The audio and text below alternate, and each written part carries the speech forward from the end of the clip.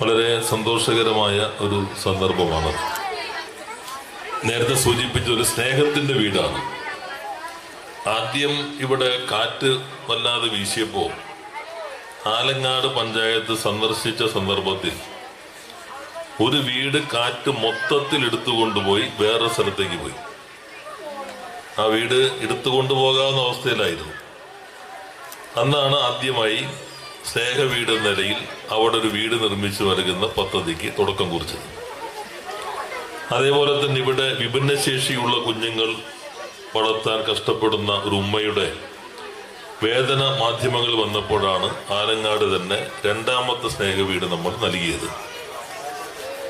പിന്നെ ഒരു കോളനി എന്നാണ് അറിയപ്പെടുന്നതെങ്കിൽ ഇപ്പോൾ നമ്മൾ മാറ്റി സങ്കേതമൊന്നാക്കി അത് ദത്തെടുത്ത് അവിടുത്തെ ജനങ്ങളുടെ ജീവിത നിലവാരം ഉയർത്തി നന്മ ഗ്രാമം എന്ന പേരിൽ മാറ്റുന്ന പദ്ധതി കരുമാലൂർ പഞ്ചായത്തിൽ നടപ്പിലാക്കി.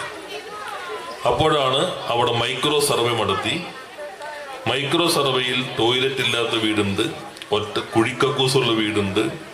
അതെല്ലാം സൗകര്യങ്ങൾ ഒരുക്കുന്ന കൂട്ടത്തിൽ 2 വീട് താമസിക്കാനേ പറ്റാത്തതായിരുന്നു.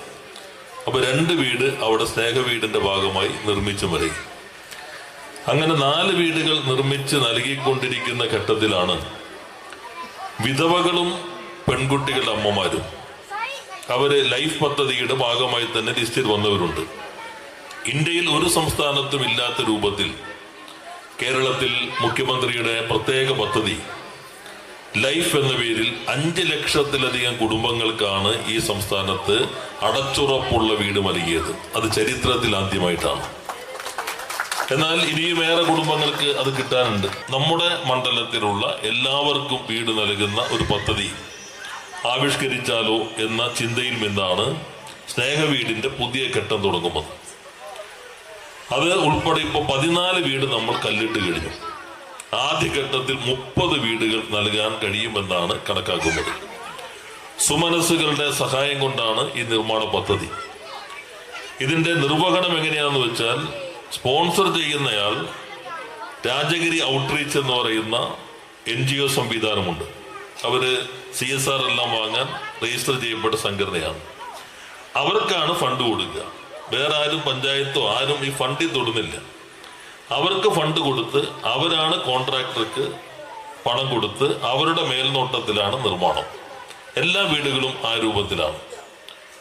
പരമാവധി സൗകര്യങ്ങൾ ഒരുക്കാനാണ് ഇതുവഴി ശ്രമിച്ചുകൊണ്ടിരിക്കുന്നത്.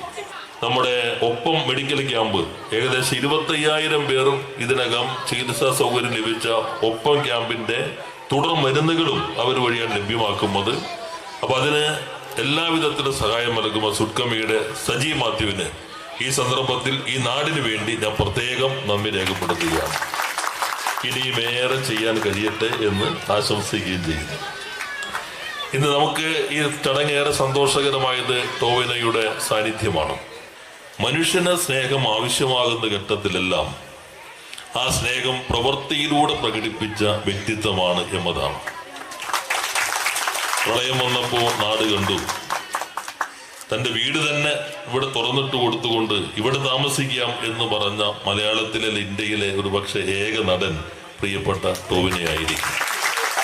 അതെല്ലാം ഏതെങ്കിലും പ്രശസ്തിക്ക് വേണ്ടിയുള്ളതല്ല, അല്ലാതെ തന്നെ ഇത്തരം കാര്യങ്ങൾ നിർവഹിക്കാനാണ്. ഇവിടെ പാർട്ടിയുടെ ജില്ലാ സെക്രട്ടറി ആയിരിക്കുന്ന ഘട്ടത്തിലാണ് ഇന്ത്യയിൽ ആദ്യമായി ഒരു രാഷ്ട്രീയ പാർട്ടി സമ്മേളനങ്ങളോടനുബന്ധിച്ച് വീട് നിർമ്മിച്ച് നൽകുന്ന പദ്ധതി കനിവ് ഭവന പദ്ധതി ആവിഷ്കരിച്ചു. അതിന്റെ ഉദ്ഘാടനം നിർവഹിച്ചത് പ്രിയപ്പെട്ട മമ്മൂക്കയാണ്. MLA എന്ന നിലയിൽ ഇവിടെ ഈ മണ്ഡലത്തിൽ നടപ്പിലാക്കുന്ന വിധവകൾക്കും ആയ പെൺകുട്ടികളുടെ അമ്മമാരുടെ വീട് നൽകുന്ന ഈ പദ്ധതി അതിന്റെ ആദ്യത്തെ താക്കോൽ സമർപ്പണത്തിന് നമുക്കെല്ലാവർക്കും പ്രിയങ്കരനായ ടോവിനോ ഈ തിരക്കുകൾക്കിടയിലും സമയം കണ്ടെത്തി എത്തിയതിൽ ഏറെ സന്തോഷമുണ്ട്. ഈ നാടിന് വേണ്ടി ഞാൻ അദ്ദേഹത്തോട് പ്രത്യേകം നന്ദി രേഖപ്പെടുത്താൻ കൂടി ഈ സന്ദർഭം ഉപയോഗിക്കുന്നു. ഈ നാട് ഒന്നിച്ചു നിന്നാൽ എന്തും നമുക്ക് പൂർത്തീകരിക്കാൻ കഴിയും.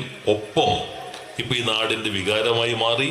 കൃഷിക്കൊപ്പം, ശുചിത്വത്തിനൊപ്പം, ആരോഗ്യത്തിനൊപ്പം, വിദ്യാർത്ഥികൾക്കൊപ്പം, ലഹരിക്കെതിരെ യുവതയ്ക്കൊപ്പം, എല്ലാതരം ഓർമ്മ മറയുന്നവർക്കൊപ്പം, അൽഷിമേഴ്സ് രോഗികൾക്കൊപ്പമുള്ള പരിപാടികളെല്ലാം നല്ല രീതിയിൽ ഈ നാട് ഏറ്റെടുത്തിട്ടുണ്ട്.